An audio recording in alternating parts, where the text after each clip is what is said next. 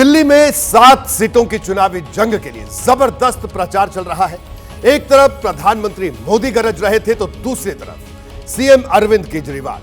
PM Modi ने केजरीवाल का नाम लिए बिना विपक्ष को निशाने पर लिया। पीएम ने कहा कि इंडिया गठबंधन का अकेला एजेंडा फैमिली फर्स्ट का है तो एनडीए का एजेंडा नेशन फर्स्ट का है। वहीं केजरीवाल ने कहा कि मोदी सरकार आम आदमी पार्टी को पूरी तरह से खत्म करने पर तुली है। उसका एजेंडा सिर्फ विपक्षी नेताओं को जेल भेजने का है।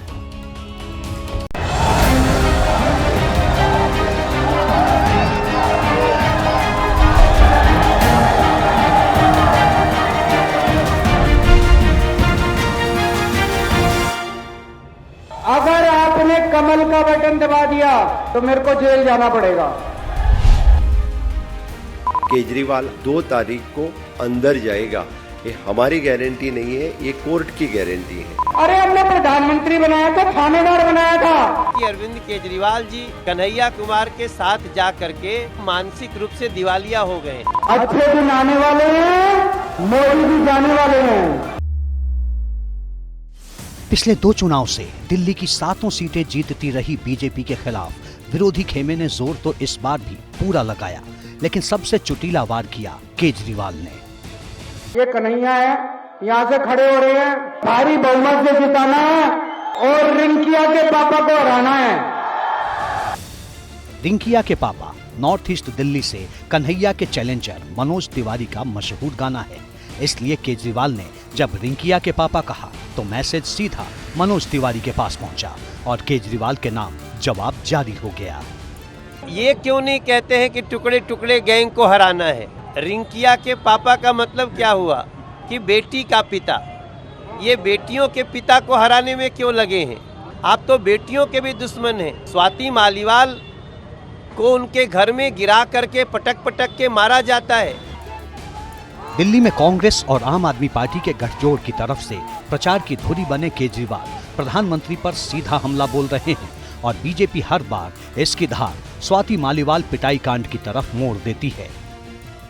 इन्होंने मनीष सिसोदिया को जेल में डाल दिया, केजरीवाल को जेल में डाल दिया, सत्येंद्र जैन को जेल में डाल दिया, संजय सिंह को जेल में डाल दिया, परसों मेरे पीए को भी जेल में डाल दिया। अब कह रहे हैं आतिशी को भी जेल में डालेंगे, सौरभ भारद्वाज को भी जेल में डालेंगे। अरे हमने प्रधानमंत्री बनाया था, थानेदार बनाया था। सारे बयान आंदोलन केवल विभव कुमार के लिए जो टेक्निकली कुछ भी नहीं है, या यूं कहूं सब कुछ वही है। और जो लोग अपनी इतनी पुरानी साथ के लिए ये भाव रख सकते हैं तो वो जनता के प्रति हथकंडे अपना सकते हैं अपने राजनीतिक स्वार्थ की पूर्ति के लिए, उसे समझा जा सकता है। दिल्ली में छठे चरण में यानी 25 मई को वोट डाले जाएंगे, लिहाजा वक्त कम है। लेकिन केजरीवाल के आगे चैलेंज डबल है। उन्हें बीजेपी के हमलों के साथ साथ उस पानी संकट से भी निपटना है जो चुनाव से ठीक पहले दिल्ली में उनकी मुसीबत बढ़ा सकता है। कल जब हमने प्रेस वार्ता में सवाल उठाया था कि दिल्ली के विभिन्न इलाकों में पानी नहीं आ रहा, एक शब्द इनके मुंह से नहीं निकला। आज आतिशी मार लेना कह रही हैं कि दिल्ली में पानी हरियाणा से नहीं। दिल्ली में लोग आज पानी के लिए तरस रहे हैं, वो तुम्हारे 9 साल का नकारापन है। भारतीय जनता पार्टी की हरियाणा की सरकार ने अब वो पानी रोकना कम करना शुरू कर दिया है। इतनी घिनौनी सियासत, और इसके जरिए दिल्ली की जनता के दिल में नफरत पैदा करने की तुम्हारी ये वाली साजिश भी नाकाम होगी। इंडिया अलायंस 7-0 से दिल्ली की सातों सीटें जीतेगा। 543 सीटों वाले देश में 7 सीट वाली दिल्ली की लड़ाई देखने में भले ही ज्यादा बड़ी न लगे, लेकिन यहाँ होने वाली हार जीत का मैसेज पूरे देश पर असर डालता है। इसीलिए इंडिया अलायंस हो या बीजेपी, यहाँ न तो कोई कमजोर पड़ना चाहता है न कमजोर दिखना चाहता है।